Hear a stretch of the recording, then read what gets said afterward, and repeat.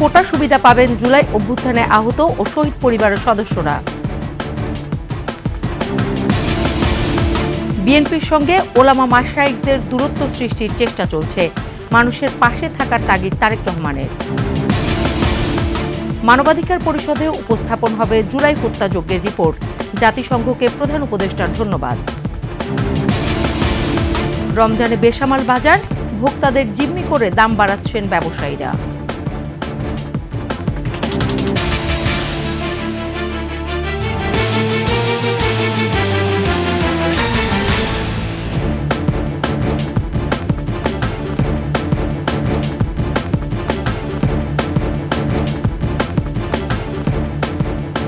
শুনছিলেন সংবাদ শিরোনাম। আমন্ত্রণ ২১ সংবাদে সাথে আছি সোনিয়া স্নিগ্ধা। দর্শক, ২১ টেলিভিশনের সংবাদ একই সাথে সরাসরি দেখতে পাবেন আমাদের ফেসবুক পেজ www.facebook.com/2124 অনলাইনে। এছাড়াও সাবস্ক্রাইব করতে পারেন www.youtube.com/@21 ইটিভি চ্যানেলে।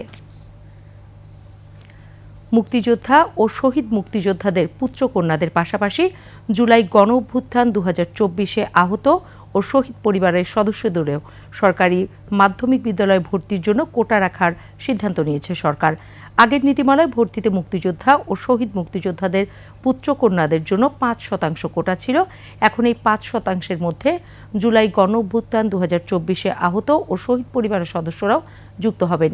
এ বিষয়ে সম্প্রতি শিক্ষা মন্ত্রণালয়ের নতুন অফিস আদেশে বলা হয়েছে, মুক্তিযোদ্ধা ও শহীদ মুক্তিযোদ্ধাদের পুত্রকন্যা এবং জুলাই গণ অভ্যুত্থান ২০২৪-এ আহত ও শহীদ পরিবারের সদস্যদের সরকারি মাধ্যমিক বিদ্যালয়ে ভর্তির জন্য ৫% আসন সংরক্ষিত থাকবে। এক্ষেত্রে সংশ্লিষ্ট ব্যক্তির মুক্তিযুদ্ধ বিষয়ক মন্ত্রণালয় থেকে ইস্যু করা মুক্তিযোদ্ধা সনদ বা জুলাই গণ অভ্যুত্থান ২০২৪-এ শহীদদের গেজেট যথাযথভাবে যাচাই করে ভর্তি কার্যক্রম সম্পন্ন করতে হবে।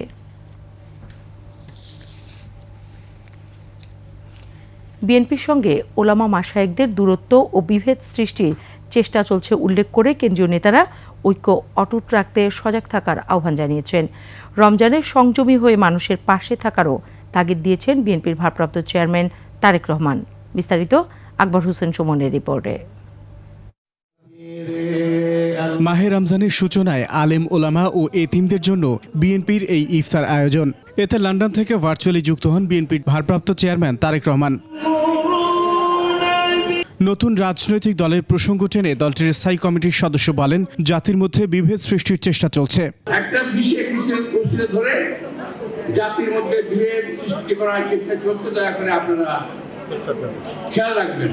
আর আপনাদের মতো এরকম একই রকম পোশাক পরা এক শ্রেণী ওটাকে পাতারা দিয়ে যাচ্ছে, দয়া করে আপনারা ওই দিকটা একটু সামাল দেবেন। সিয়াম সাধনায় সংযমী হওয়ার আহ্বান জানান ভারপ্রাপ্ত চেয়ারম্যান। জ্ঞানী ওলেমা মাশায়েখগণ আছেন, আমরা চিন্তা করে দেখতে পারি কিনা, আমরা আলোচনা করে দেখতে পারি কিনা যে বাংলাদেশের মানুষ সারা বিশ্বের মানুষের সাথে একই দিনে আমরা একসাথে রোজা এবং ঈদ পালন করতে পারি কিনা, বিজ্ঞানের যুগে এটি করা সম্ভব কিনা, কোনো উপায় আছে কিনা, এই বিষয়টি আপনাদেরকে আমি চিন্তা করার জন্য অনুরোধ করব। সাবেক প্রধানমন্ত্রী বেগম খালেদা জিয়ার সুস্থতার জন্য দেশবাসীর কাছে দোয়া চান তারেক রহমান। যেটি আমাদের প্রথম এবং যেটি আমাদের শেষ ঠিকানা, সেই মাতৃভূমিকে যেন আল্লাহ একটি রহমত দেন। আকবর হোসেন সুমন, ২১ টেলিভিশন, ঢাকা। আগামী ৫ মার্চ জাতিসংঘ মানবাধিকার পরিষদের অধিবেশনে জুলাই আগস্ট আন্দোলনের ফ্যাক্ট ফাইন্ডিং রিপোর্ট তুলে ধরবেন সংস্থাটির মানবাধিকার বিষয়ক হাই কমিশনার ভলকার তুর্ক। প্রধান উপদেষ্টা ডক্টর মোহাম্মদ ইউনূসের সঙ্গে সাক্ষাৎ করতে এসে একথা জানান বাংলাদেশে জাতিসংঘের আবাসিক সমন্বয়ক গোয়েন লুইস ও সিনিয়র মানবাধিকার উপদেষ্টা হুমা খান।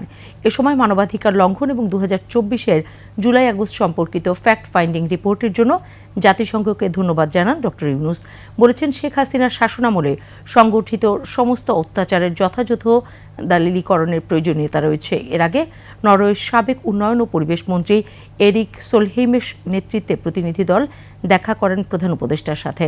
সাক্ষাতে বাংলাদেশের ছোট আকারের সোলার প্ল্যান্ট ও কার্বন বাজার এবং নেপালের জলবিদ্যুৎ বিনিয়োগের সুযোগে খোঁজা নিয়ে আগ্রহ প্রকাশ করায় তাদেরকে স্বাগত জানান প্রধান উপদেষ্টা।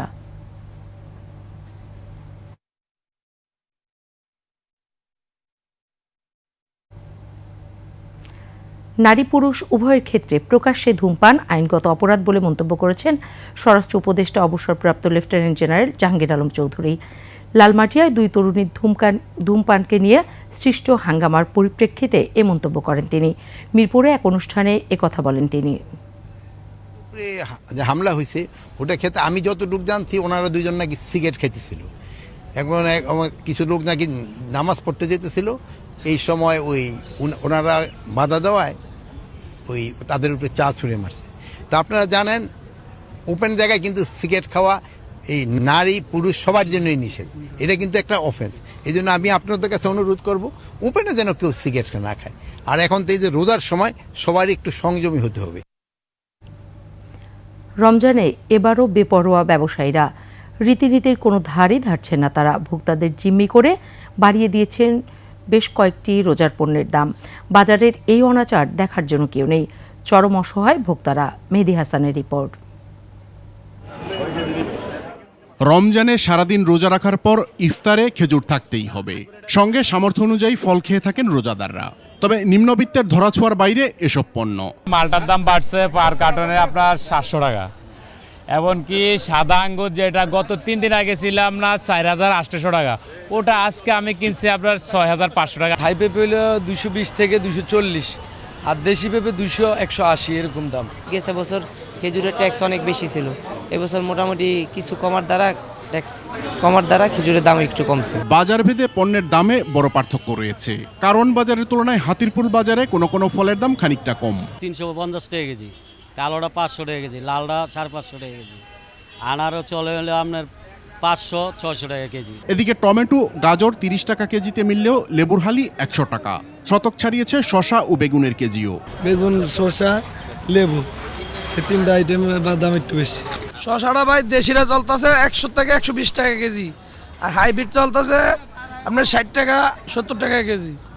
লেবুর আলি 120-150। এক্ষেত্রেও হাতিরপুল বাজারে কিছু সবজির দাম তুলনামূলকভাবে কম। বেগুন হলো লাম্বার কেজি হলো 60 টাকা, মানে লম্বা বেগুন যেটাকে বলে, আর যেটা হলো বোতল বেগুন এটা হলো 80 টাকা। লেবু হলো কোয়ালিটি আছে 3টা, একটা হলো 60 টাকা, একটা 80 টাকা, একটা 60 টাকা। ছোলা, ডাল, চিনির মতো পণ্যের সরবরাহ ঠিক থাকলেও রমজানের আগে থেকেই বাজারে মিলছে না সয়াবিন তেল।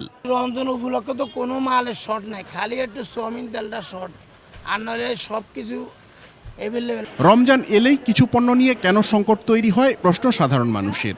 কালকে 50 টাকা 60 টাকা ছিল, আজকে 160 টাকা।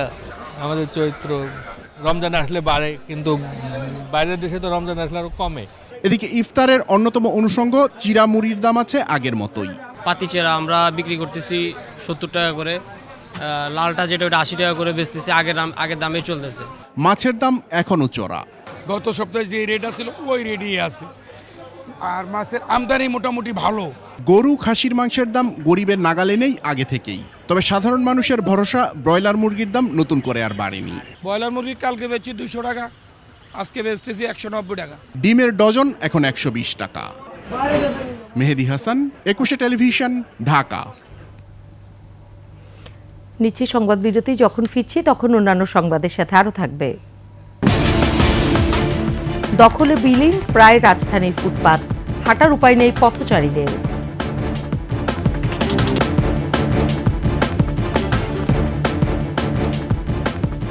আবারও আমন্ত্রণ 21 সংবাদে। জাতীয় ইসলামের কল্যাণে দেশের আলেম সমাজকে ঐতিহাসিক ভূমিকা পালনের আহ্বান জানিয়েছেন জামায়াত ইসলামের আমির ডাক্তার শফিকুর রহমান। ঢাকা মহানগর উত্তর জামায়াতের উদ্যোগে ইফতার মাহফিলে এ আহ্বান জানান তিনি। এ সময় তিনি দেশের দ্বীনি শিক্ষা সম্প্রসারণের উপর জোর দেন। বলেন, অন্ধকার থেকে সমাজকে আলোতে আনতে দ্বীনি শিক্ষার কোনো বিকল্প নেই। এ সময় ক্ষুধা, দারিদ্র্য ও বৈষম্যমুক্ত নতুন বাংলাদেশ গড়তে সকলকে ঐক্যবদ্ধ হওয়ারও আহ্বান জানান জামায়াত আমির।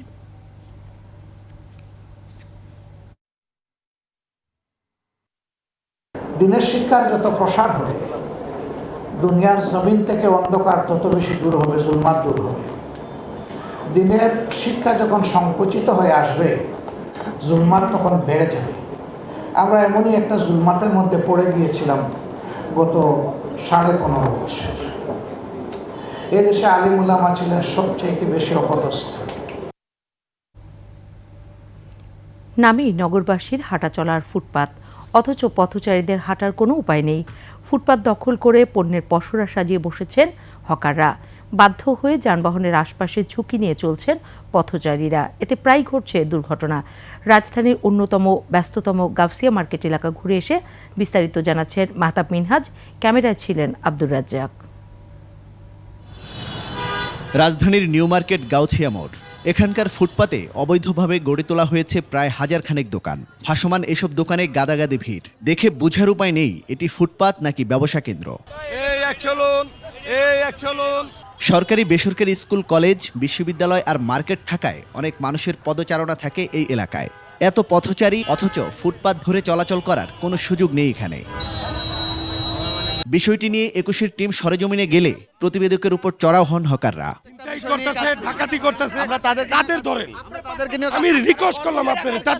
সারা পৃথিবীতে ফুটপাত আছে, ফুটপাতের উপরে দোকান আছে সারা পৃথিবীতে, নিউ ইয়র্ক সিটিতে আছে, লন্ডনে আছে। ফুটপাতের ঠিক সাথেই এই হকাররা দোকানগুলো সাজিয়ে বসে আছেন। আমরা হাঁটতে হাঁটতে দেখাচ্ছি একেবারে মূল সড়কের মাঝখান পর্যন্ত কিন্তু তাদের দোকানটি এসে তারা কিন্তু বসেছেন। এত কিছুর পরও অপরাধ স্বীকার না করে উল্টো নিজেদের পক্ষেই সাফাই গাইছেন তারা। বলছেন কোনো চাঁদা ছাড়াই এখন নির্বিঘ্নে চালাতে পারছেন ব্যবসা। পুলিশও টাকা নেয় না, এই জন্য তারা সুযোগ পাইয়া বড় করে লাগাই দিচ্ছে। যারা ফুটপাতে দোকানদারি করে মূলত তাদের কোনো আলাদা কোনো শক্তি লাগে না, তাদের শক্তি হচ্ছে তারা সৎ, তারা হকার। ব্যবসায়ীদের এহেন আচরণে বাধ্য হয়ে পথচারীরা নেমে যান মূল সড়কে, যে কারণে যান চলাচলে বিঘ্ন ঘটছে, সৃষ্টি হচ্ছে যানজট। সুস্থভাবে মানুষ যাতায়াত করতে পারছে না, যার কারণে আমি চেষ্টা করছি ফুটপাতে ওঠার। জ্যাম হয়ে যায় তখন পকেট মারি ব্যাগ থেকে হাত দিয়ে টাকা নিয়ে যায়, মানি ব্যাগ নিয়ে যায়, সেই জন্য ভয়ে একটু ফাঁকা ফাঁকা জায়গায় আসতে চায়।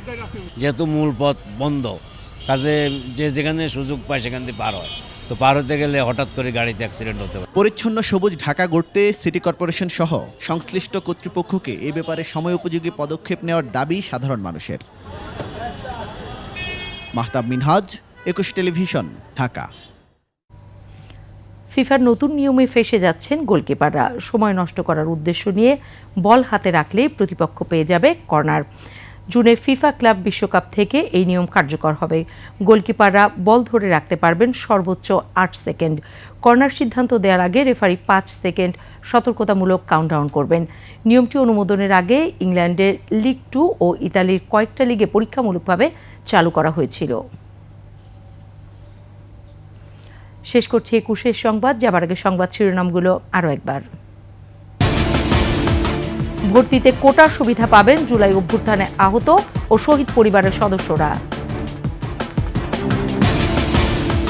বিএনপির সঙ্গে ওলামা মাশায়েখদের দূরত্ব সৃষ্টির চেষ্টা চলছে, মানুষের পাশে থাকার তাগিদ তারেক রহমানের। মানবাধিকার পরিষদে উপস্থাপন হবে জুলাই হত্যাযজ্ঞের রিপোর্ট, জাতিসংঘকে প্রধান উপদেষ্টার ধন্যবাদ। রমজানে বেসামাল বাজার, ভোক্তাদের জিম্মি করে দাম বাড়াচ্ছেন ব্যবসায়ীরা।